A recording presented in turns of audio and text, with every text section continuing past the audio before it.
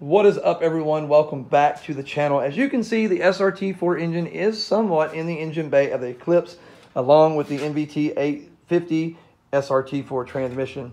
Now, everything kind of looked like it was going to fit like a glove there for a minute, but I do now see a couple issues.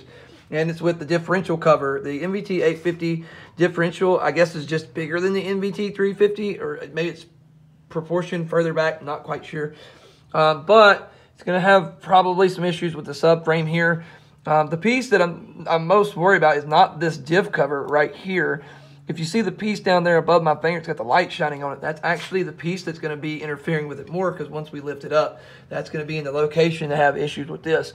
Now, the bottom portion here I can cut out and not have any worry. If I had to start cutting into this, I'm going to have some issues, and I can't do much there as far as taking away material because the steering rack's behind it as well. So, I mean, removing material there is really not going to save me any room, because it's just going to bump the steering rack, which is even worse, and weaken the subframe.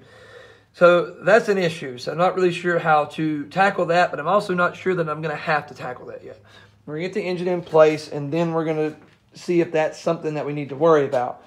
Now, the problem that I'm having now is I honestly thought the motor mount that I ordered for this side, it's a Honda motor mount that I'm going to be using. I'm using it for the bushing and the piece that holds the bushing. From there on out else, I'm going to fab everything else. We already done some research and found out it is going to fit in these mounts very nicely. I do have the one to do the transmission mount. The next thing I need to do is the motor mount. I ordered it earlier this week, but unfortunately I got one of those people who wants to send you tracking numbers and then hold on to it for 2 weeks for quality assurance. I seem to get those every time I'm in a hurry, but I'm not too concerned. I think everything's going to work out pretty well. Not going to stress out about something until I have a reason to. I actually was testing out the titanium welder there for a little bit, and my helmet flashed me, so I had to get another helmet. I actually got the lens out here charging to it right now. They stay in this shop all the time where it's nice and dark, so that may be why the battery's dead in it, but it started working after sitting in sunlight for a little bit. That's what the solar panels are for on top of the helmets, not for picking up light. That's what those two little dots are. Those are sensors for picking up light. And the solar panel's there to charge the battery as it sees light. So hopefully that does fix that issue. Now, here's a huge decision that I have made that is going to make it to where we cannot make it to FL2K this year, or really any drag strip for that matter. I am not going to be installing the cage myself. I am no longer going to do that. This cage is going to be installed by a professional, a buddy of mine, Dylan Costello.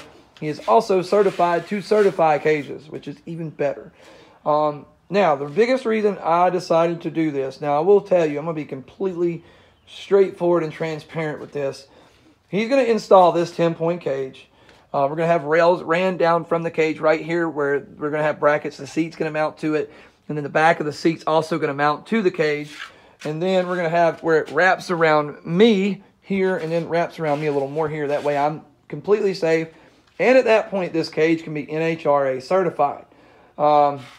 So when you go to a track and you go to tech, like one of these rails on it, like right here, it'll have a band around it. They'll look at that and they're, all right, you know, your cage is good. It'll have a date when, you know, the certification was done and how long it lasts for it needs to be recertified.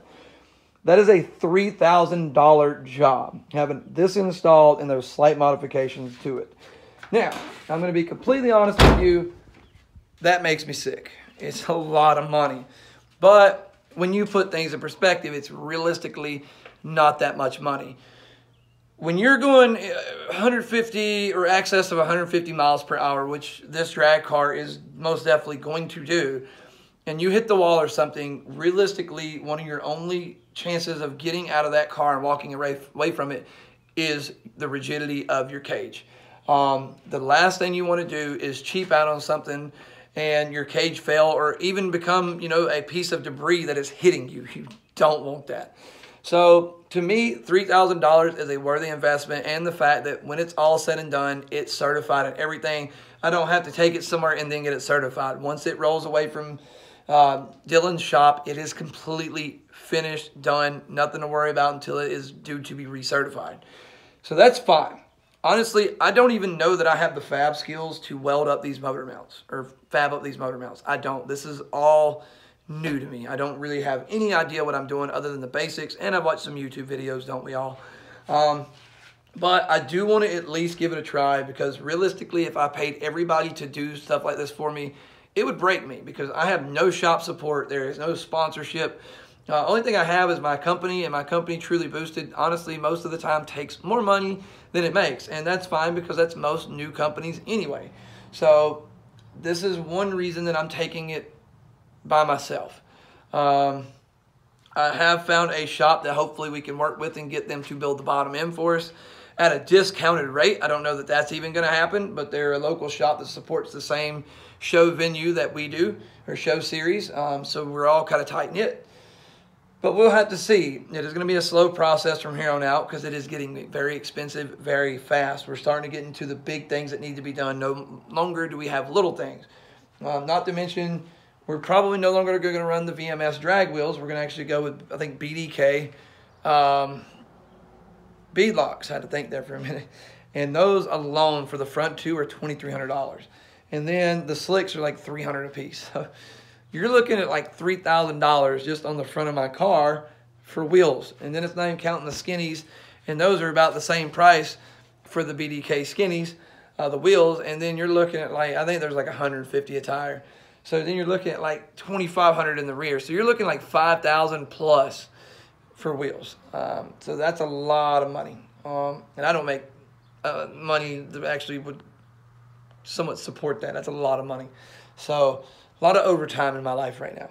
But anyway, I figured I'd give you guys an update. So once we get the motor in, honestly, if we can get it in and everything fits up well, that is definitely going to make me feel a lot better and want to push forward harder. So anyways, guys, just wanted to give you guys an update. I'm really sorry I didn't show all this going down. Honestly, as pitiful as I look through doing all this by myself, it's probably a good thing. This kicked my butt pretty hard this morning, so you probably should be glad that you didn't get to see it.